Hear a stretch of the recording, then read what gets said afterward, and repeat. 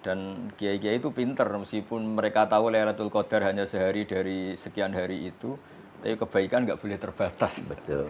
Sehingga dengan tanda kutip agak-agak diakalin. Lailatul Qadar itu tamu agung.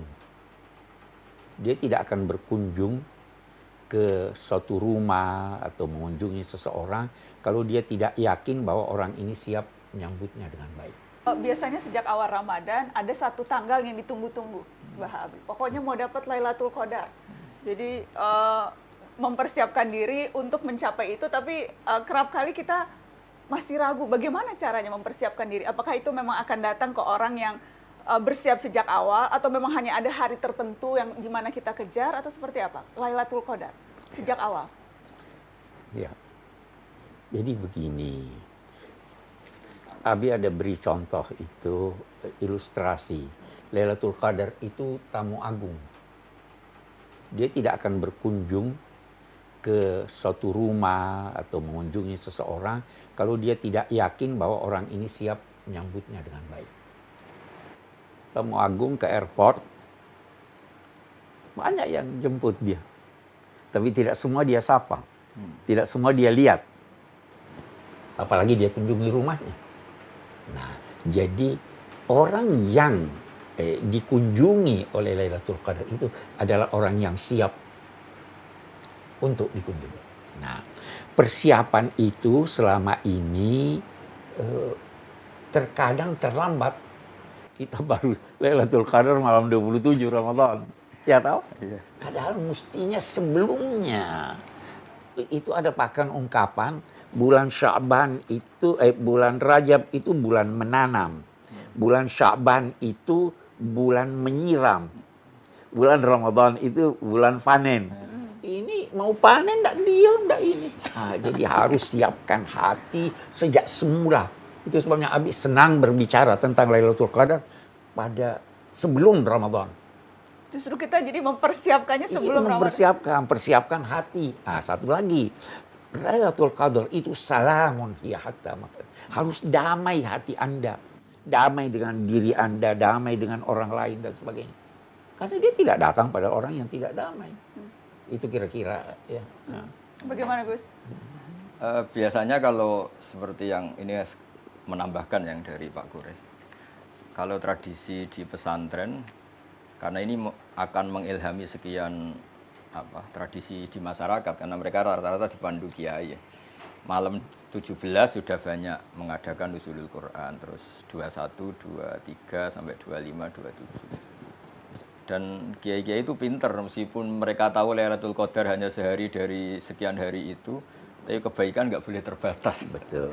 Sehingga dengan tanda kutip agak-agak diakalin. Ya.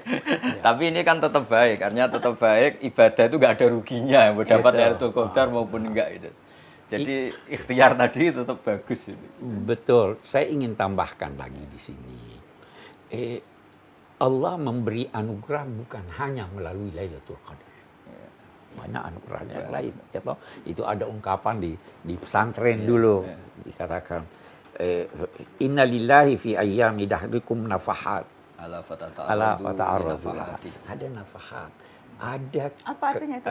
Kita bisa ilustrasikan hembusan angin. Siapapun yang berada di lokasi itu kena hembusan angin. Ada itu satu. Ada lagi atiyat. Anugerah dari Allah tanpa Anda minta.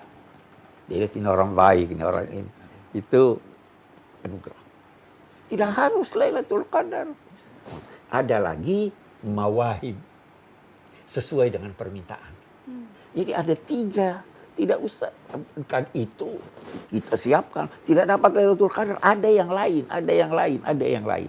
Ya, karena itu seperti kata Gus Baha, kita punya kiai-kiai di pesantren itu mempersiapkan diri dengan kebaikan dan aneka hal. Karena nggak ada ruginya. Tidak ada ruginya. Tidak ada ruginya. Bahkan sekedar iman akan wujudnya Lailatul Qadar itu bagian dari kebaikan sudah. Betul. Karena banyak juga nyuwun sewu yang terlalu ekstrim. Lailatul Qadar sekarang nggak ada, itu kan malam turunnya Quran. Sekarang Quran sudah tidak turun lagi, kan malah ngeri kalau seperti itu. Makanya ini pentingnya ngaji, bahwa teks tentang Lailatul Qadar itu didawuhkan Rasulullah lewat hadis sahih, dan Nabi jelas-jelas ngendikan faltamisuha fil ashril awakhir, maka carilah di ashril awakhir. Di mana-mana nyari itu ya ada persiapan seperti yang dikatakan Pak Kures tadi. Kelirunya kita ini nggak persiapan, tahu-tahu merasa mencari ini. Nah kalau nggak persiapan namanya penunggu, bukan pencari. Bukan mencari, betul. Nah, jadi kalau di ilmu lughat itu penting sekali. Saya berkali-kali cerita di beberapa forum kalau pas ngaji, ketika Imam Syafi'i ditanya, kenapa sih tayamum di padang sahara harus mencari air dulu? Kan sudah karuan tidak ada air, kenapa harus nyari air dulu baru sah tayamum sebagai pengganti air? Imam Syafi'i saat itu menjawab, Isla yuqalu liman lam yatlub lam yajid. Seorang yang tidak pernah mencari tidak bisa diistilahkan tidak menemukan gitu. Padahal Allah ngendikan falam tajiduma'an untuk boleh tayamum harus tidak menemukan air, di mana-mana tidak menemukan setelah mencari. Sama di mana-mana mencari itu ya ada ikhtiar, faltamisuha, persiapan. Kalau tidak persiapan namanya menunggu bukan mencari. Jadi artinya bagi orang yang meyakini Lailatul Qadar di atas 20 ya tidak menafikan persiapannya mulai tanggal 1, bahkan mulai Rejab tadi. Jadi ini saling tidak bertentangan. Dan kalau kita bicara persiapan, apakah itu artinya persiapan ritual kita tambah, Bi? Jadi sholat sunnahnya ditambah, ngajinya diperbanyak, hal-hal seperti itu yang dimaksudkan dengan persiapan atau bisa lebih dari itu? Kalau saya secara pribadi ya, dan ini lagi-lagi ngikuti panduan kitab-kitab. Makna Ramadan kan nyari pahala. Nyari pahala itu paling enggak ya dapat ya. Kalau dapat nggak dimiliki orang lain. Sehingga Rasulullah sering mencontohkan jangan ngerasani, jangan berdosa saat Ramadan. Karena nggak sumbut cara Jawa itu. Kita dapat pahala kemudian hilang karena diambil yang kita rasanin, kita gosipin, kita fitnah. Sehingga perhitungan-perhitungan hukum harus matang. Apa artinya Ramadan kita makan riba, misalnya apa artinya Ramadan kita makan hal yang haram atau ngerasani. Kan dicontohkan ada 2 perempuan yang sering puasa sunat. Kemudian dia sampai pingsan, terus disuruh Nabi berbuka, terus kata Nabi, ini puasa dari sesuatu yang halal, tapi tidak puasa dari sesuatu yang haram. Sudah perempuan itu disuruh muntah, ternyata muntah darah itu. Terus kata Nabi, ini makan a'rodan nas, ini makan harga diri manusia itu.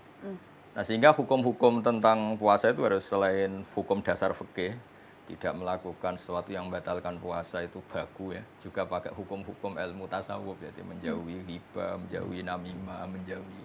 Itu yang lebih penting. Nah cara itu gimana? Yang paling gampang adalah seperti nasihat Imam Shatibi tadi. Seseorang itu melihat semuanya ini kersane Allah dan kita baik juga bisa buruk, yang sedang buruk sekarang juga bisa baik. Sehingga bawaannya dengan orang lain ini husnudzan tadi. Yang sekarang saya baik misalnya, bisa saja suatu saat buruk. Yang saya cap sekarang buruk, bisa saja suatu saat baik. Lagi pula kan kita tidak diutus sama Allah untuk meneliti orang lain wala tajassasu. Sehingga dengan mental itu Ramadan kita fokus cari ridhonya Allah, mendoakan orang mukmin semuanya, tidak aneh-aneh lah istilahnya. Itu persiapan yang penting sekali. Justru yang paling penting itu bersangka baik, memohon keridhaan, kemudian introspeksi diri, itu ya Biku. Iya. Satu hal yang saya ingin tambahkan dari Gus Baha, istilah Al-Quran itu amal soleh. Kegiatan penggunaan daya yang bermanfaat. Jadi tidak harus hanya banyak salat, banyak ngaji, ya kan? Memberi muka orang itu amal soleh. Lahu ajri shaim. Iya kan? Ya, jadi semua kegiatan yang bermanfaat untuk diri, untuk masyarakat itu semua bisa mendekatkan seseorang kepada Tuhan. Bukan hanya salat. Bukan hanya baca Quran. Kalau baca Quran lagi saya mungkin karena saya banyak tidak mau berkata banyak membaca, tapi itu tekanan studi saya, faham Al-Quran, bukan sekedar baca. Tadarus kan itu artinya saling mengajar, saling.